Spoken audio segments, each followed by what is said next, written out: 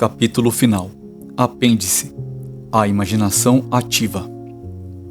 A análise psicológica sozinha não é suficiente para curar a alma. Mesmo se nós compreendermos tudo na nossa história pessoal passada e virmos as forças atuantes em nós que têm marcado as nossas vidas, isto por si só não nos curará. O principal valor da análise é que ela nos proporciona uma orientação consciente e uma certa perspectiva. Também ela geralmente aumenta a força do ego, tornando-nos livres para fazer certas escolhas e encontrar novas atitudes. Tudo isso é muito útil, mas não é o suficiente. Algo mais deve ser feito para reconciliar o consciente e o inconsciente, para alterar a situação interior destrutiva ou trazer nova vida. Isso supõe meios para estabelecer e manter vivo o relacionamento progressivo com o mundo interior, do qual a nova vida procede e através do qual finalmente os nossos conflitos podem ser resolvidos. Um instrumento particular desenvolvido por Jung para agir sobre o inconsciente, a imaginação ativa. Ela permite um passo além da meditação. A meditação inclui a contemplação de uma imagem. A imaginação ativa é a interação com uma imagem. A técnica da imaginação ativa focaliza uma imagem, voz ou figura do inconsciente e logo entra em interação com tal imagem ou figura. No processo da imaginação ativa, o ego é definitivamente um participante. Nós não estamos observando passivamente, mas estamos positivamente envolvidos naquilo que está acontecendo. Isso supõe a ativação da imagem do inconsciente e um ego vigilante e participante. Uma palavra de alerta. A imaginação ativa pode despertar um fluxo de imagens do inconsciente que, em alguns casos, pode ser difícil de deter. Isto pode ser perturbador, porque as imagens são como um fluxo de água que não pode ser interrompido, e então brota o medo de ser inundados de dentro para fora. Nunca conheci ninguém que realmente ficasse prejudicado por este processo, mas conheci uma ou duas pessoas que ficaram bastante apavoradas. Isto não acontece facilmente, porque a maioria das pessoas consegue parar a imaginação ativa toda vez que o deseja, mas torna-se possível quando alguém é fechado demais em relação ao inconsciente e não tem suficiente força do ego. Nesse caso, a imaginação ativa não deveria ser enfrentada sem a ajuda de um diretor espiritual experiente ou de um terapeuta, com os quais as experiências possam ser compartilhadas, se necessário. A imaginação ativa pode começar de várias maneiras. Um sonho pode ser um dos pontos de partida. Nesse caso, continuamos o sonho na nossa imaginação como se fosse uma história, anotando por escrito tudo aquilo que nos ocorre. Isto é especialmente útil em certos sonhos que ficam inacabados. Por exemplo, podemos sonhar que alguém nos está perseguindo. Nós corremos e, de repente, o sonho acaba, quando ainda estamos fugindo do sujeito. Este é um sonho inacabado.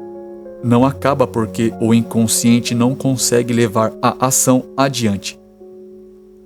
Podemos então continuar o sonho, terminando a história por meio da imaginação ativa. Que vai acontecer agora, já que aquele sujeito nos persegue? Talvez vejamos nós mesmos parando e enfrentando o adversário, ou talvez alguém entre em cena para ajudar-nos.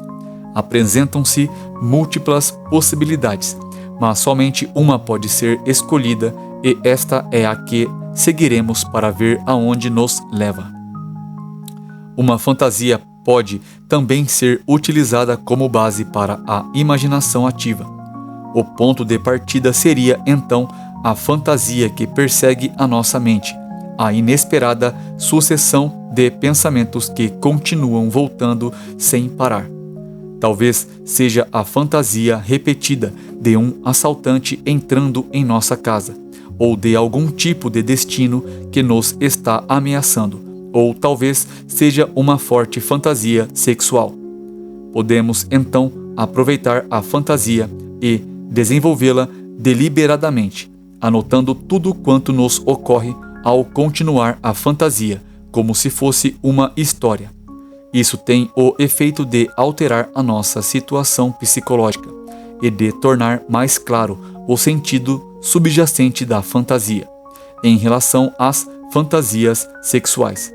Este procedimento pode ser a única maneira de evitar vivê-las concretamente, em formas que podem ser destrutivas para os nossos relacionamentos. Uma das fontes para as ideias de Jung sobre a imaginação ativa foi a alquimia. A alquimia fala do adepto alquimista, que dedica a sua cuidadosa atenção a todos os elementos que estão na sua retorta e observa a sua transformação com grande concentração. Jung transpõe a linguagem da alquimia para o seu equivalente psicológico, e nela vê um protótipo da imaginação ativa. O que a alquimia sugere, diz ele, é o seguinte: tomem o inconsciente numa de suas formas mais acessíveis, isto é, uma fantasia espontânea, um sonho, um estado de ânimo irracional, um afeto ou algo parecido, concentrando-se sobre ela e observando as suas alterações objetivamente. Não poupem esforços ao se devotarem a essa tarefa. Sigam atenta e cuidadosamente as transformações subsequentes da fantasia espontânea. Em particular, não deixem que nada de fora, aquilo que não pertence ao inconsciente, entre, porque a imagem da fantasia possui tudo o que é necessário. Dessa forma, estamos certos de não interferir com inclinações conscientes e de dar ao inconsciente um curso livre. No mesmo livro, Jung faz uma colocação ainda mais explícita. Este processo pode, como disse, acontecer espontaneamente ou ser induzido artificialmente. Neste último caso, você escolhe um sonho ou alguma outra imagem da fantasia e se concentra sobre isso, simplesmente apoderando-se dele e olhando para ele. Pode também usar um mau humor como ponto de partida e logo tentar achar que tipo de imagem fantasiosa ele vai produzir, ou que tipo de imagem esse humor manifesta. Você fixa então essa imagem na mente, concentrando a sua atenção. Normalmente ela mudará, sendo que o simples fato de contemplá-la lhe dá vida.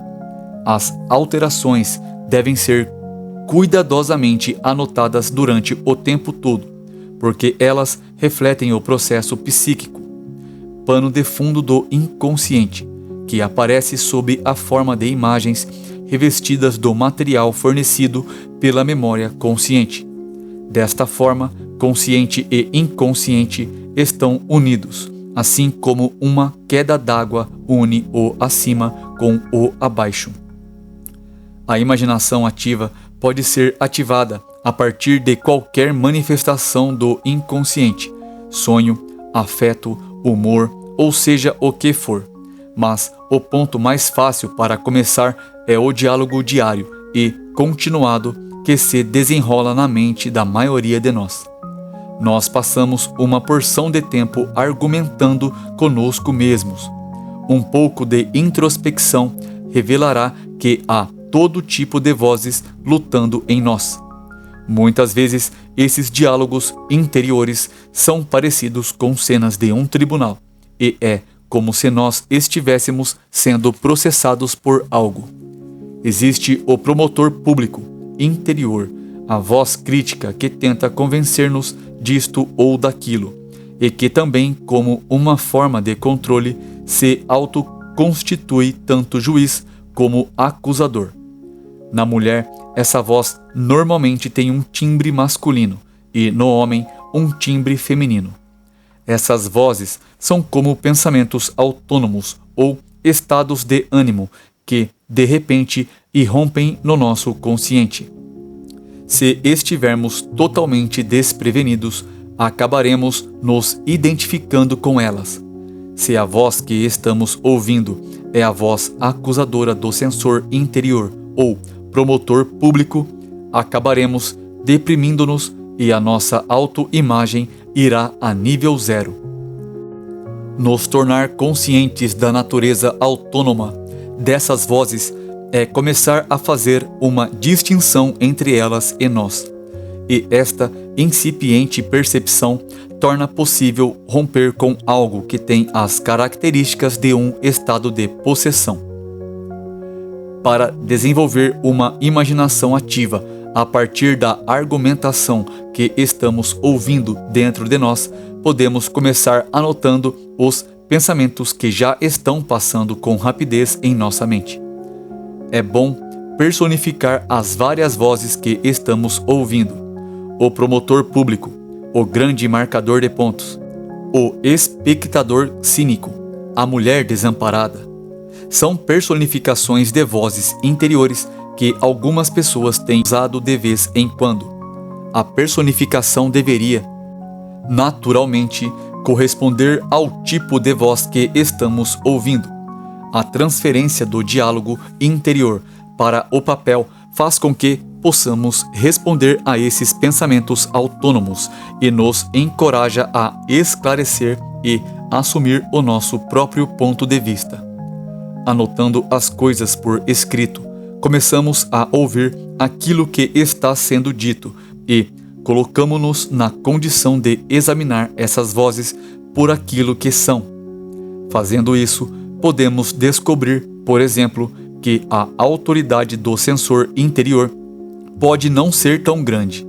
No final das contas, ao tomar a postura de um Deus, ele não é, na realidade, nada mais do que a personificação das opiniões públicas, isto é, do ponto de vista comum ou convencional.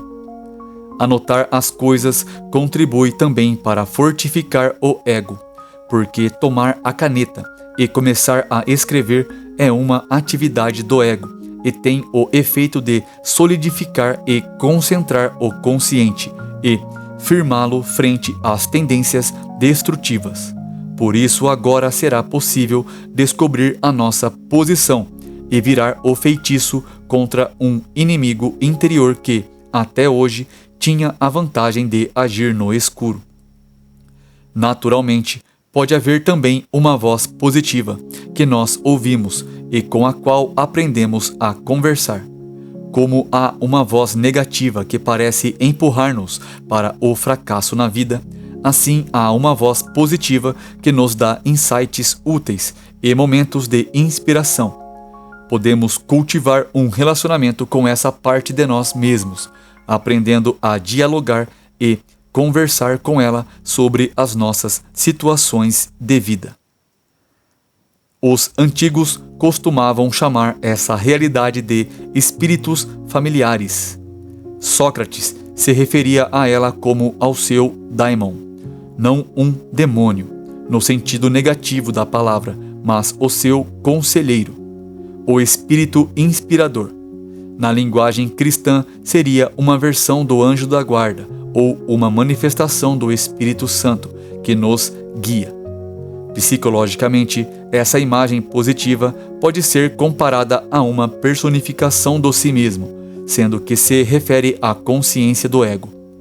Se o relacionamento com essa imagem interior for incrementado, nós disporemos de uma grande ajuda.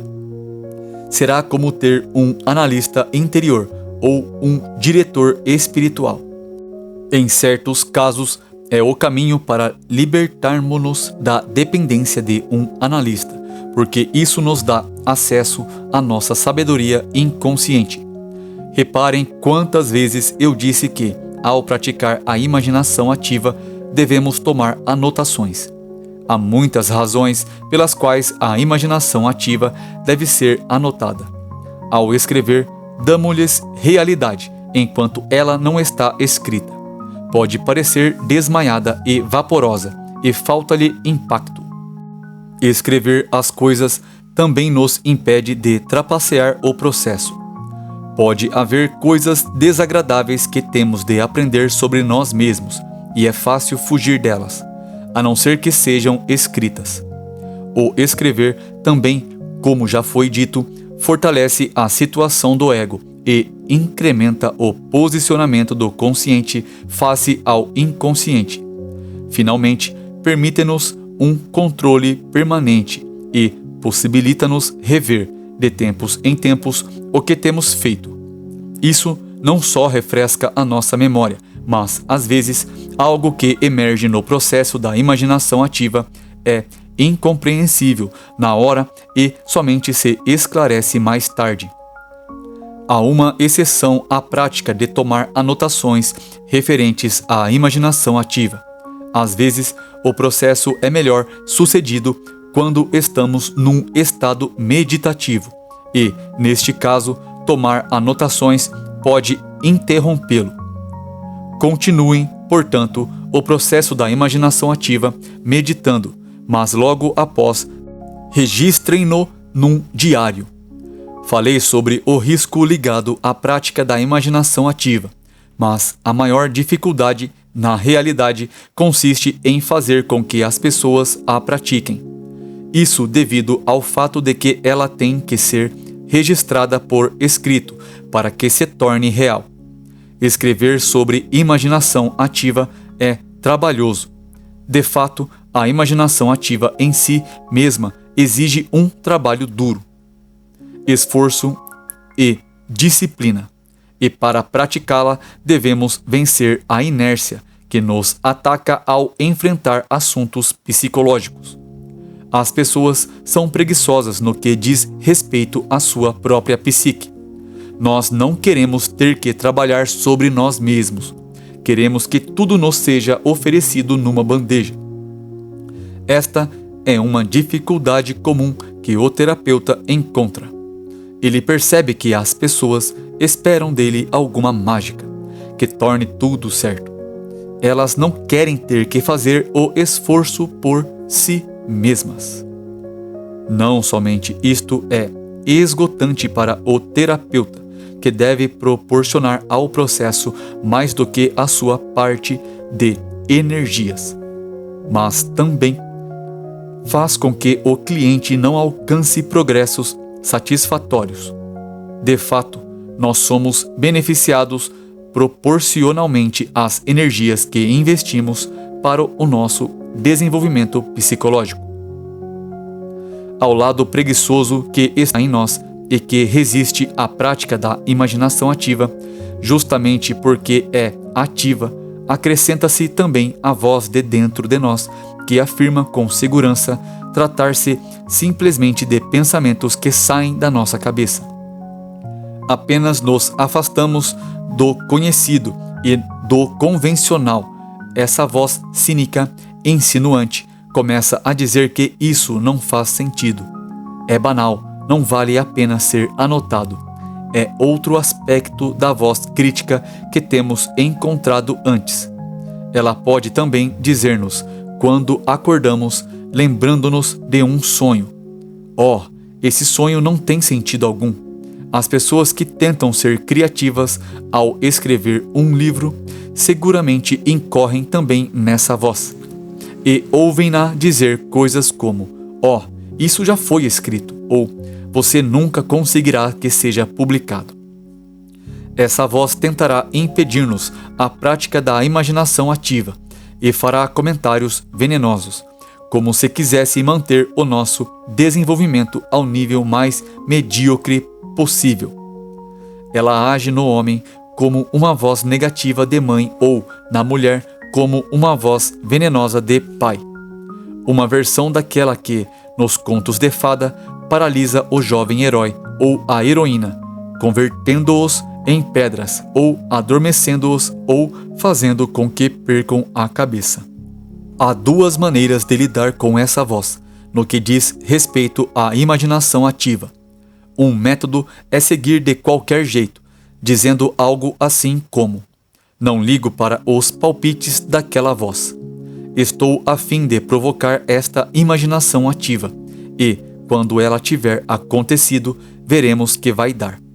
O outro método é começar a imaginação ativa conversando com essa mesma voz. Se nós conseguimos vencer essa voz e começar, a batalha está meio vencida, e nós estamos começando a nos libertar de algo paralisante que nos tem prejudicado em vários níveis da nossa vida. Na imaginação ativa, sob forma de diálogo, muitas vezes funciona melhor anotar os primeiros pensamentos que surgem em nossa mente. Ao identificarmos a voz com a qual desejamos conversar, dizendo o que queremos, e, após isso, anotamos o primeiro pensamento-resposta que nos ocorre. Logo respondemos de volta, e assim o diálogo vai para a frente. É importante, ao proceder, não criticar ou examinar aquilo que está sendo dito, mas continuar como numa conversa normal. Mais tarde, quando tudo estiver terminado, poderemos voltar sobre aquilo que anotamos e examinar, se quisermos, alguns conteúdos. Às vezes, a imaginação ativa tem mais vitalidade do que outras. Pode acontecer que uma imagem, voz ou fantasia esteja bem presente, tornando-se de repente ativa e interagindo conosco. Outras vezes, o resultado pode não ser tão vital.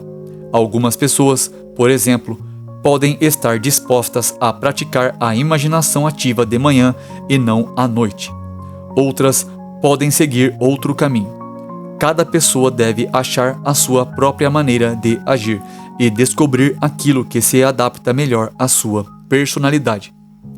A imaginação ativa pode durar muito ou pouco.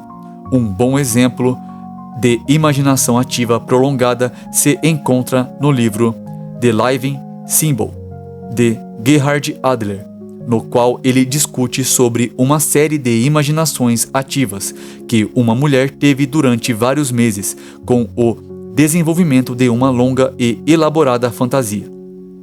Por outro lado, a imaginação ativa pode ser também muito breve.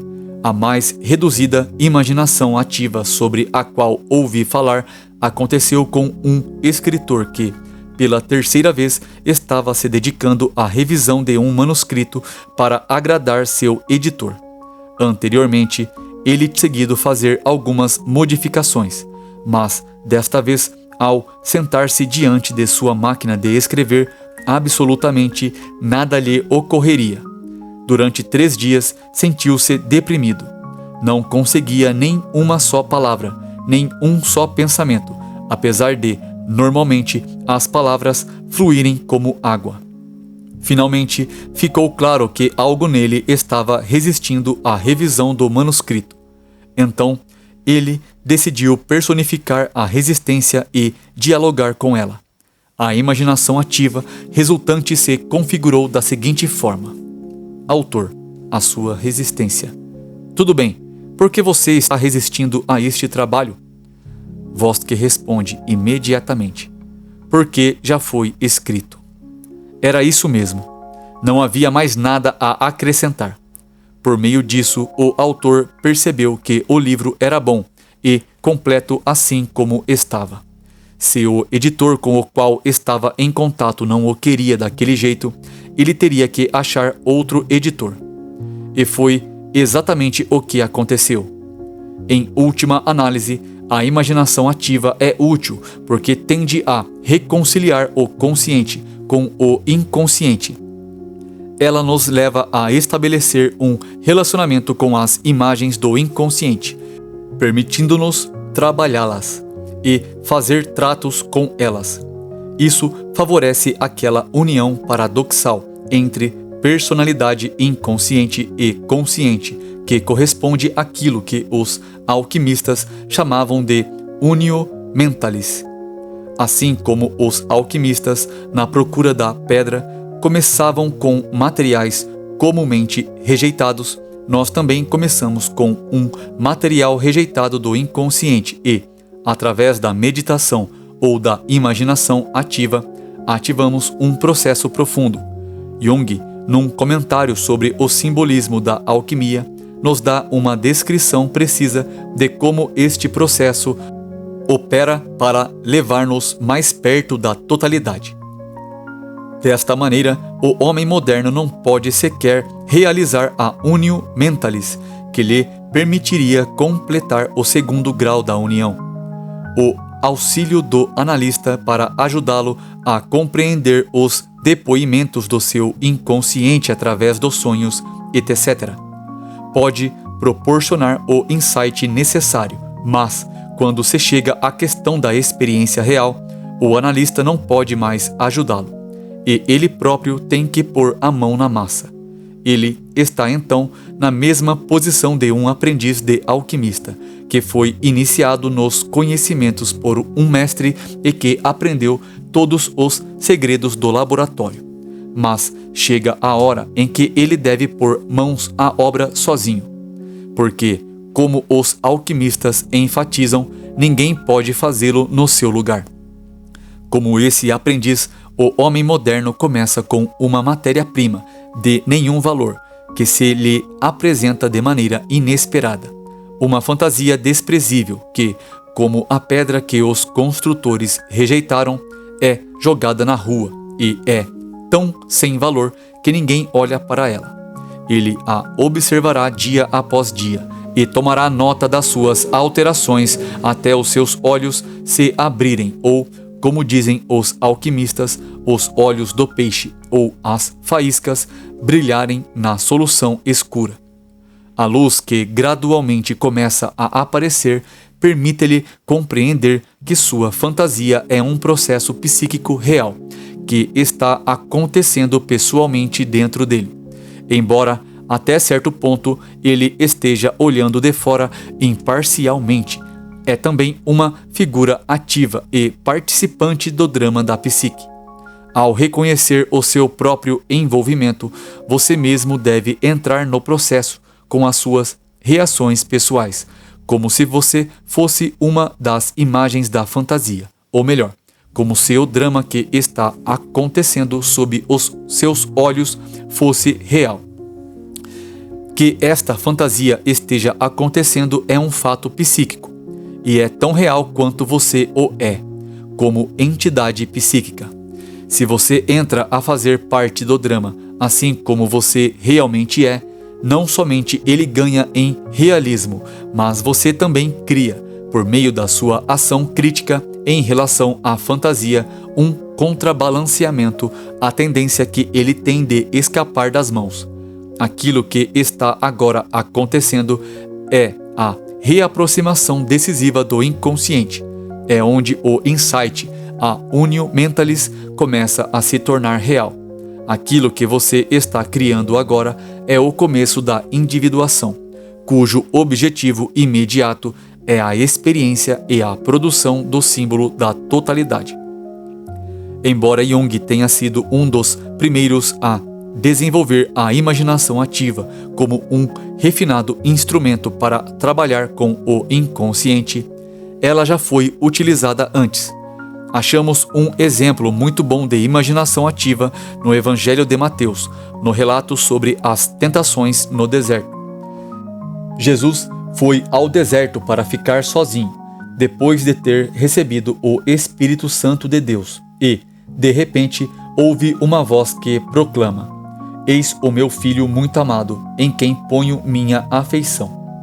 Naturalmente, a primeira coisa que pode acontecer depois de uma experiência desse tipo seria uma sensação de orgulho, a tentação de tomar a experiência num sentido errado, e essa tentação é representada pela voz de Satanás, que diz: "Se você é o Filho de Deus, mande que estas pedras se tornem pão." Jesus ouve aquela voz em si mesmo e responde. A voz então fala uma segunda vez e uma terceira, e todas as vezes Jesus ouve a voz e responde: esta é uma imaginação ativa. Isso não quer dizer que o Satanás da história não seja real. Esse tipo de voz presente em nós é muito real. Tão real que, se não a ouvirmos, não a reconhecermos por aquilo que é e não lhe respondermos, facilmente seremos levados por ela. Se isso tivesse acontecido com Jesus, toda a sua vida teria tomado o rumo errado. O seu diálogo com Satanás foi a pedra angular e do ministério que ele construiu, e uma vívida ilustração de quanto a imaginação ativa possa ser vital.